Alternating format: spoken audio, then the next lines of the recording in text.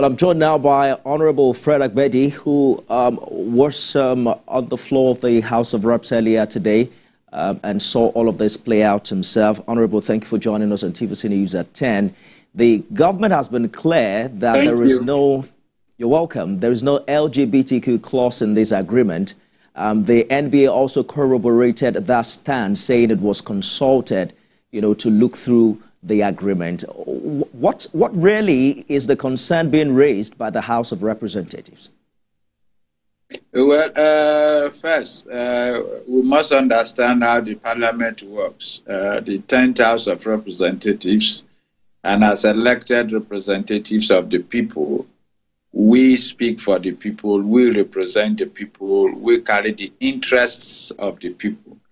And where parties are in disagreement as to perceptions to a particular law, it is the duty of members of the House to, cause an investigation, so that an agreeable, position, consulting with all the parties, all the opinions, and all the perspectives, a committee will be able to come with a final resolution of the perspectives that are varying, so that at the end of the day, we'll be able to talk to our representatives that this is the true situation of the divergent opinions that have been raised on a particular disagreement on a particular law or on a particular agreement. And in this case, we all know that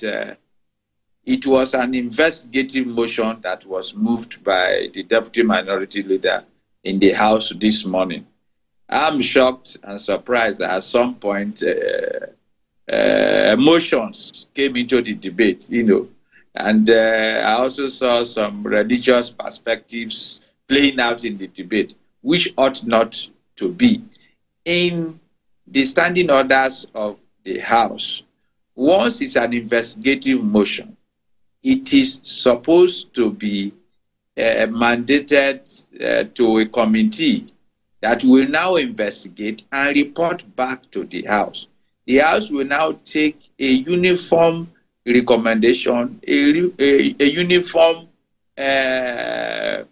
perspective of the committee, which it will adopt and then, transmit to the executive. But because papers reported it, because people had their own perspectives and views and all that, people also try to now tie it to religious backgrounds, and all that, and then made the debate a lot more explosive. That wasn't supposed to be the situation. I hear you, Honorable. How long does this investigation usually take with the committee? Usually an investigation takes between 2 to 4 weeks, as the case may be, and the appropriate committee. In this situation, the Treaties and Agreements Committee will investigate the matter, like you said in your report. Even the NBA had come out to say they were consulted before the agreement was signed and that they have a perspective. So in this situation, NBA is going to come talk to the committee. The executive arm will come talk to the committee.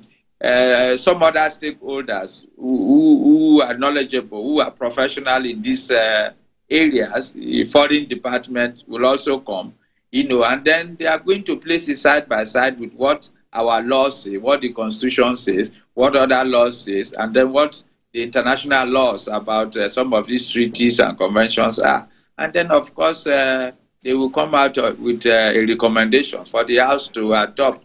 Once the House adopts a recommendation, because we represent the people, we speak for the people, that position will now be communicated to the executive arm. And that's why sometimes members of Parliament do say that before you go sign such agreements, first bring them to Parliament for exhaustive debate, for parliamentary scrutiny, so that if there are I's to be dotted, if there are T's to be crossed, all that will be done before the country and representatives of the country go to append, and endorse such treaties and agreements. I think this is just it. Parliament is intervening to ensure that we have a common position. Nigerians are satisfied. The people we are representing are satisfied with the final position that the investigation will come out with. A member representing the Ekere-Mons-Agbama Federal Constituency, Honorable Fred Agbedi, thank you for talking to us on the news tonight. Thank you. I appreciate you.